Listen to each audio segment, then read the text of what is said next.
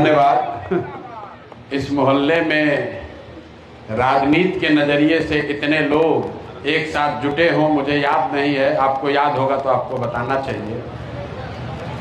बहुत एक तरीके से ये अच्छी बात है।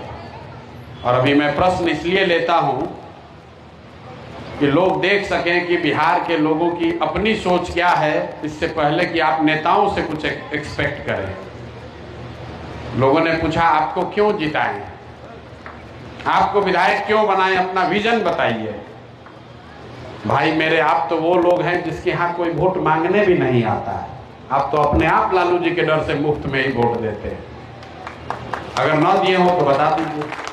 आपने सांसद जिसको बनाया है, किसी ने कहा कि आप कितने व्यक्तिगत तौर पे उपलब्ध रहेंगे। आप सब प्रबुद्ध जन बैठे हैं, जरा बताइए आपके सांसद महोदय यहीं अगल बगल में रहते हैं, कितनी बार आपको उनसे मुलाकात हुई है और कितना बार आपको सुलभ उपलब्ध हुए। और मैं दावे के साथ कह सकता हूं कि अगली बार वोट होगा और सब लोग आप लोग फिर उसी आदमी को वोट देंगे अगर वो भाजपा के उम्मीदवार हैं तो। क्लाइमेट चेंज की बात कर रहे हैं। हम अक्सर कहते हैं बिहार में लोगों को और कुछ आए या न आए, ये जमीन ऐसी है। जैसे गुजरात में लोग कहते हैं कि लोगों को जन्म के साथ ही धंधा पानी करने आता है, उसी तरह यहाँ जन्म के साथ ही लोगों को राजनीति यूपी बिहार में आता है। हम पदयात्रा में थे तो ऐसे ऐसे भी दिन देखे हैं जिसके शरीर पर कपड़ा नहीं है, वो आकर पूछता है कि भैया इजराइल गाजा में जो लड़ाई चल रहा है उस पर आपका क्या ओपिनियन है। और ये मैं मजाक कहानी बना कर नहीं बता रहा हूँ। गोपालगंज में एक गांव में मैं चाय पीने के लिए बैठा था। एक सज्जन यादव समाज के आए, 10-15 मिनट अपनी बात कही, फिर कहे ठीक है ये सब तो आप काम वाम करते रहिए, बिहार का सब छोड़िए, पहले बताइए कि इजराइल और गाजा पर आपका क्या ओपिनियन है, कैसे वो ठीक होगा।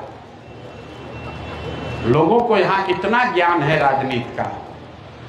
5 बरस जहां बैठ जाइए वहां खाली राजनीति बतिया रहे हैं। लेकिन जिस दिन आप वोट देने जाते हैं तो आपको 4 ही बात समझ में आती है। भैया मेरा जात क्या है और कौन हमारा जात वाला खड़ा है। वो आदमी चोर है, बदमाश है, लुटेरा है, आपका हक लूट के गया है, चाहे शिक्षा पर बात न करे, चाहे वो उपलब्ध न हो, चोरी किया है, लूटा है, फिर भी अपने जात का है, तो अपने को प्रबुद्ध कहने वाले लोग भी जाकर उसी का बटन दबाएंगे। उससे अगर बच गए तो लोग कहता है कि बांकीपुर में हिंदू मुसलमान बड़ा चलता है, गलती से भी मुसलमान का नाम लिए तो सब हिंदू एक हो जाएगा। आप अपने आप को प्रबुद्ध कहते हैं। और बांकीपुर जो बिहार की सबसे प्रबुद्ध और समृद्ध जनता जहां रहती है, उस बांकीपुर के भी आप सबसे पॉश लोग हैं, सबसे धनी मनी पढ़े लिखे लोग हैं।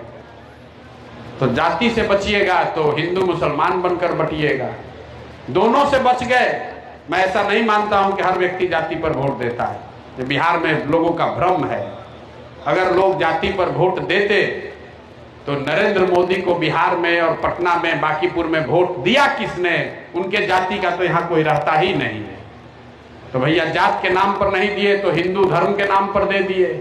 दोनों से बच गए तो लालू जी के डर से भाजपा और भाजपा के डर से लालू। आप अपने दिल पर हाथ रखकर बोलिए कि जितने लोग यहाँ बैठे हैं आपने इसी 4 में से किसी एक चीज पर वोट दिया होगा। बात चाहे आप जितनी लंबी चौड़ी कर लें, उसमें कोई दिक्कत नहीं है। और आगे भी आप इससे सुधरने निकलने वाले नहीं। हमको लोगों ने कहा कि भैया बिहार में विकल्प नहीं था इसलिए हम लोग ऐसा करते थे। आप खड़ा तो होइए, आप विकल्प तो बनाइए। यहीं बगल में कुमरार में केसी सिन्हा खड़े हुए और एक एमएमएस वाले नेता खड़े हुए। लोगों ने केसी सिन्हा को हरा दिया और एमएमएस वाले नेता को जिता दिया। अभी आप कहेंगे कि जाति पर वोट पड़ता है। कम से कम कायस्थ समाज के लोगों ने भी अपने केसी सिन्हा को वोट दे दिया होता तो उनको 50-60 हजार वोट तो जरूर आना चाहिए था। मेरे भाई, जब आप गलत का चुनाव करोगे तो अच्छा नहीं हो सकता है। अभी देखिए यहाँ जितने लोग बैठे हैं, मैं भी आपको जानता नहीं हूँ व्यक्तिगत तौर पर, लेकिन मैं दावे के साथ कह सकता हूं कि मेजॉरिटी लोग, कुछ अपवाद छोड़ दीजिए, ज्यादातर लोगों ने भाजपा को ही वोट दिया है। और साथ में यह भी दावा कर सकता हूं कि ज्यादातर लोग, अभी सर्वे हो जाए, एक भी आदमी इस बात के लिए नहीं कहेगा कि सम्राट चौधरी में वो सम्राट चौधरी उस व्यक्तित्व के धनी हैं जो कि राज्य के मुखिया के तौर पर राज्य का, आपके बच्चों का, आपके भविष्य का बेहतर चिंता कर सकते हैं। सबको मालूम है कि आदमी ठीक नहीं है, फिर भी आपने भाजपा को वोट दिया है। अब जब नीट की छात्रा का रेप हो गया, मर्डर हो गया बच्ची का, रोज अपराध हो रहा है, गलत हो रहा है, मुख्यमंत्री खड़े होते हैं, उनको महात्मा गांधी का नाम नहीं मालूम है, लेकिन फिजिक्स का यूनिवर्सिटी जरूर बनाएंगे जो दुनिया में है नहीं। लोगों से पूछिए, लोग कहता है ना हम थोड़े ना वोट दिए थे, हम कहां इनको वोट दिए थे, ये तो मोदी जी न बना दिए, अब हम क्या करें। अरे मेरे भाई, जो गलती आज सरकार कर रही है उससे आप अपने आप को मुक्त नहीं कर सकते। अगर भरत भूषण तिवारी मारा गया, अगर नालंदा में 2 पासवान के बच्चे लिंच कर दिए गए, अगर बेगूसराय में किसी दलित अति पिछड़ा समाज की महिला के साथ रेप हुआ, अगर जहानाबाद की नीट की छात्रा का रेप और मर्डर हुआ, तो उसका दोषी जितनी सरकार है उससे ज्यादा दोषी हम और आप हैं, क्योंकि हमने उस सरकार को चुना। आपके पास विकल्प था लेकिन आपने उसको नहीं चुना। झूठ मूठ का एक्सक्यूज दे रहे हैं कि हम तो आपको वोट देना चाहते थे। प्रशांत जी तो बात बढ़िया करते हैं, होना तो यही चाहिए, लेकिन जब वोट देना हुआ तो कहना इनको देने जाएंगे कहीं लालू ना जीत जाए। तो वोट आप किसी अच्छे के साथ खड़ा नहीं होइएगा तो सुधार होगा कैसे। कोई अच्छा आदमी खड़ा होता है, हमारा दशा देखिए, हमारा घर परिवार वाला भी हम पर हंस रहा है, कितना बढ़िया जिंदगी चल रहा था, कहां जाके पटना में मारा फिर रहे हो बिहार में। यहाँ का आदमी सुधरने वाला नहीं। कोई अच्छा आदमी खड़ा होता है, आप और हम अपने घर में, ऑफिस में, दुकान में बैठकर लोग हंसते हैं। ये देखिए औकात दिख गया ना प्रशांत किशोर को, आए थे ना बिहार को सुधारने, बुझा गया ना। अरे हमको क्या बुझाएगा, हमारा लड़का थोड़े ना यहाँ धक्का खा रहा, हमारा लड़का तो देश के सबसे बढ़िया स्कूल में पढ़ता है। हमको विधायक बन के कोनो ठेका थोड़े ना कमाना है यहाँ से। लेकिन 13 करोड़ लोग इतनी गरीबी, इतने परेशानी में पूरे दुनिया में कहीं नहीं रहते। लोग कह रहा है कि बड़ा विकास हुआ है, यहाँ सब पढ़े लिखे समझदार लोग बैठे। ज्यादातर लोग कहेगा कि नीतीश के राज में बहुत विकास हुआ। हम भी नीतीश कुमार के बहुत बड़े प्रशंसक रहे, लेकिन पहले 5 साल को छोड़ दीजिए तो नीतीश कुमार के राज में कुछ नहीं हुआ है। साधारणतः जो विकास सरकार में होता है वो तो होता ही रहेगा। एक आंकड़ा दे देते हैं, आप याद रखिए, लालू जी से ज्यादा खराब किसी का खराब राज नहीं रहा है यहाँ। जब देश आजाद हुआ तो बिहार जो है, इसकी जीडीपी, देश के जीडीपी में हम लोग 7% थे, आज सिर्फ 2% है। तमिलनाडु और बिहार दोनों की जीडीपी 7% थी देश में। तमिलनाडु का जीडीपी आज 10% है, बिहार का 7 से घट के 2% हो गया। जब देश आजाद हुआ तो प्रति व्यक्ति आय बिहार में देश के औसत से 70% था। लालू जी जब मुख्यमंत्री थे, छोड़े 2005 में, तो 40% हो गया। और नीतीश कुमार के 20 वर्ष के सुशासन के बाद आज प्रति व्यक्ति आय, राष्ट्रीय आय का 30% है। जाकर आंकड़ा देख लीजिएगा। दूसरे राज्यों के मुकाबले हम लोग पिछड़ते जा रहे हैं, लेकिन लोगों को यहाँ लग रहा है कि बहुत विकास हो गया। कहता है हमको कि भैया देखते नहीं कितना बढ़िया एयरपोर्ट बना है। अरे मेरे भाई, पहले आपका एयरपोर्ट बस स्टैंड था, अब किसी मेट्रो स्टेशन जैसा हो गया है। एयरपोर्ट जाकर देख लीजिए, बेंगलोर में, हैदराबाद में, लखनऊ में एयरपोर्ट कैसा होना चाहिए।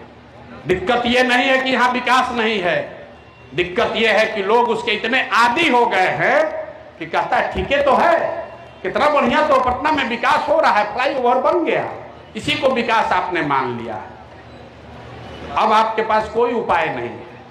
कोई विधायक जीत जाए बांकीपुर से, 1 प्रशांत किशोर जीत जाए, 10 प्रशांत किशोर जीत जाए, बांकीपुर बंगलोर नहीं बन सकता है। अब 5 वर्ष आपको इसी व्यवस्था में जीना है, कुछ नहीं हो सकता है। ना आपका भ्रष्टाचार कम होगा, ना बिहार में रोजगार होगा, ना यहाँ शिक्षा सुधरनी है, ना बांकीपुर ट्रैफिक जाम खत्म होना है, ना पटना कभी स्मार्ट सिटी बनने वाला है, नहीं बनने वाला है। हम भी तो घूम रहे हैं। आज 60% से ज्यादा बांकीपुर स्लम से भी बदतर स्थिति में जी रहा है। लोग कह रहा है कि भारी विकास हुआ है। आपके यहाँ पानी हो जाए तो नाली गली और घर का अंतर मिट जाएगा। लोग ठेहुन भर पानी में जाने को तैयार है, लेकिन वोट जाकर जाति और धर्म के नाम पर उसी को देगा। कहता है विकल्प नहीं है। और अभी विकल्प आया है तो पूछ रहा है प्रशांत किशोर क्या करेंगे।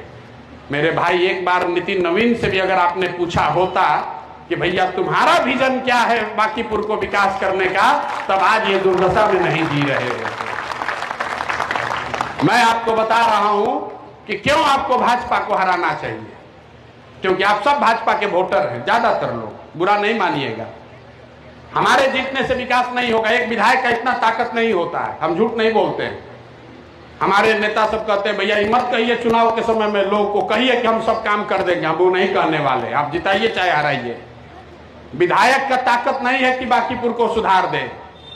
अगर कोई ईमानदार विधायक है, आपकी आवाज उठा सकता है, चोरी नहीं करेगा तो नाला गली थोड़ा सुधर जाएगा, वो आपकी किस्मत बांकीपुर की दशा नहीं सुधार सकता है। लेकिन एक रास्ता है, आपने भाजपा की सरकार बनाई है, उस सरकार में का मुखिया अगर बदल जाए, उस सरकार की वो सरकार थोड़ी जवाबदेह हो जाए, उस सरकार के लोगों के मन में थोड़ा हारने का डर हो जाए, तो आपका इससे ज्यादा विकास होगा।